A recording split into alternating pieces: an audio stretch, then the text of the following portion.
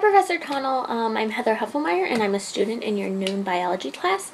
And I did my service learning project by calling voters and urging them to vote yes on Initiative 522. And that would require labeling on all genetically modified foods. Unfortunately, as you probably know, I-522 wasn't passed by voters this November. The final vote was close, and I just really enjoyed volunteering for this campaign. I volunteered for them a couple of times with an on-campus political group I'm involved with, and it was just a lot of fun interacting with voters and sharing why passing this initiative was so important to me.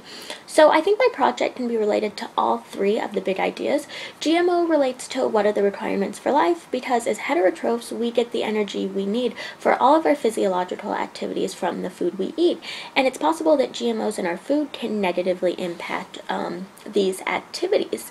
So my project also relates to using the scientific method as a strategy, because on our first day in class we reviewed an experiment that kind of asked what are the effects of GMO foods on our health. And then finally, GMOs can be related to whether we as humans influence our environment for better or worse, because a lot of the adverse environmental effects like eutrophication are caused by the industrial agriculture industry, which is responsible for growing genetically modified foods. And like I said, on our first day of class, we reviewed an experiment that asked us to not just take, experiments we see at face value.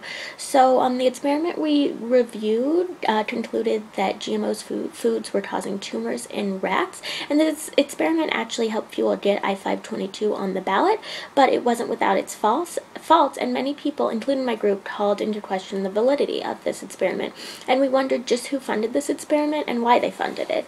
And in class we also learned about how the waistline of the average American is expanding because of our diet, and foods with a lot of trans fat, are really unhealthy for us. They cause increased levels of LDL, which can lead to obesity, heart attack, and stroke.